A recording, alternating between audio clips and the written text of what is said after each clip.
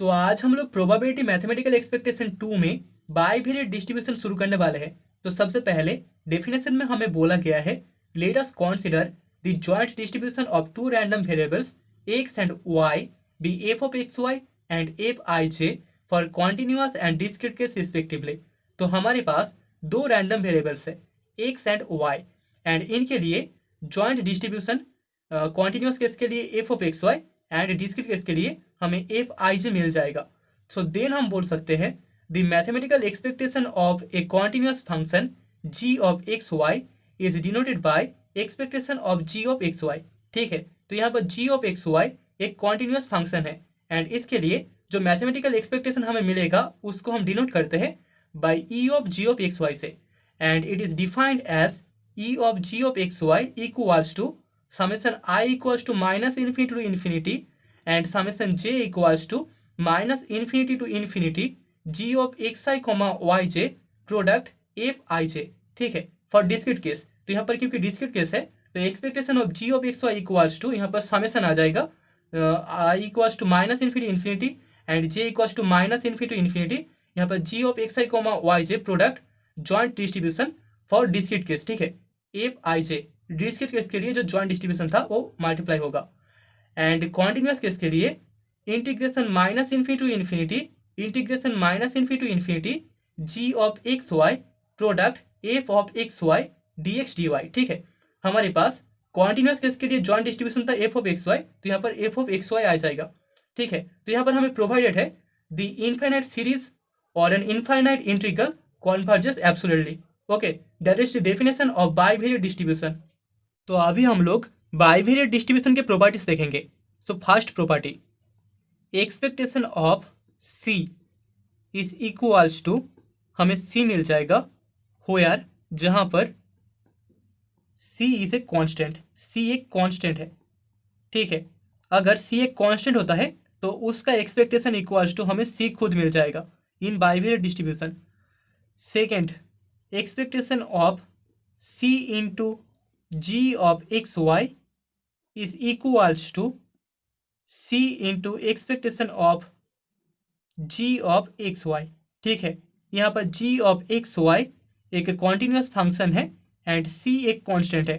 Okay, तीसरा property, expectation of c1 g1 X Y plus plus plus minus c2 g2 X Y plus minus and so on plus minus C N G n X Y is equals to हमें मिल जाएगा c1 product E of g1 X Y plus minus c2 expectation of g2 X Y plus minus so on plus minus C n into expectation of g n X Y. Okay, जहाँ पर where c1 c2 and so on cn are some constant, ये सभी के सभी constant है, are constant. Okay, now fourth property, अगर g of x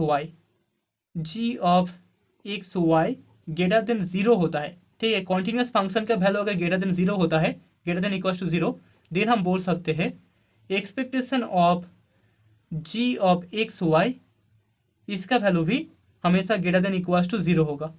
okay, fifth property, अगर x and y दोनों इंडिपेंडेंट रैंडम वेरिएबल्स होते हैं, आर इंडिपेंडेंट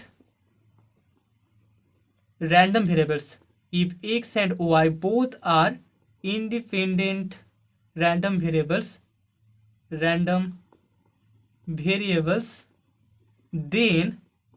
हमें मिल जाएगा expectation of g1 x into g2 y is equals to expectation of g1 of x product expectation of g2 of y। ठीक है, तो बाइवेरिएट डिस्ट्रीब्यूशन के लिए ये 5 प्रॉपर्टीज होल्ड करेंगे। ओके, तो अभी हम लोग बाइवेरिएट डिस्ट्रीब्यूशन के लिए मोमेंट का कॉन्सेप्ट देखेंगे।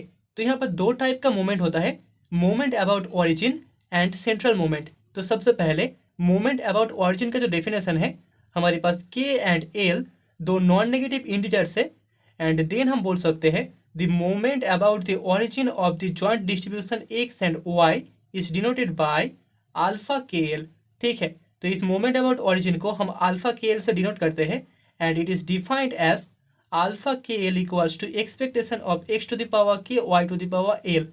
ठीक है, तो अल्फा के एल का वैल्यू होगा expectation of X to the power K product Y to the power L, and then इस अल्फा के एल को हम बोलते हैं raw moment of order K plus L. ठीक है, तो इस मोमेंट का ऑर्डर है के प्लस एल, एंड इस मोमेंट अबाउट ऑरिजिन को हम रॉ मोमेंट भी बोलते हैं। ओके, सो देयरफॉर यहाँ पर हम बोल सकते हैं अल्फा 0 0, अगर के का वैल्यू 0 होता है, एल का वैल्यू 0 होता है, so that is equals to हमें expectation of X to the power 0 Y to the power 0 that is equals to 1 मिल जाएगा। ठीक है, alpha 1 0 that is equals to हमें एक्सपेक्टेशन ऑफ एक्स मिलेगा, दैट इज इक्वल्स टू हम बोल सकते हैं मीन का वैल्यू, मतलब कि एम एक्स हो जाएगा। Similarly alpha 0 1 that is equals to यहाँ पर expectation of Y that is equals to हमें मीन एम वाई मिल जाएगा। अल्फा 1 1 that is equals to expectation of X Y मिलेगा। Similarly alpha 2 0 equals to expectation of X square हो जाएगा। Alpha 0 2 is equals to हमें मिल जाएगा एक्सपेक्टेशन ऑफ वाई स्क्वायर। ठीक है, एक्सेट्रा, ऐसे ही हमें वैल्यूज मिलते रहेंगे। तो अभी सिमिलरली सेंट्रल मोमेंट के लिए हम बोल सकते हैं k and l be two non negative integers, then the moment about the mean is denoted by mu के एल। ठीक है, तो सेंट्रल मोमेंट का मतलब है मोमेंट अबाउट मीन, हमने इससे पहले पढ़ा था। रॉ मोमेंट का मतलब होता है moment about origin, and central moment का मतलब होता है मोमेंट अबाउट मीन। सो यहाँ पर मोमेंट अबाउट मीन को हम डिनोट करते हैं म्यू के एल से, and it is defined as mu के L is equals to expectation of X minus M X whole to the power K into Y minus M Y whole to the power L, जहाँ पर M X and M Y दोनों mean है X and Y के। ठीक है, M X equals to expectation of X and M Y equals to expectation of Y. So then हम बोल सकते हैं देन म्यू के L is called the central moment. इस म्यू के एल को हम सेंट्रल मोमेंट बोलते हैं।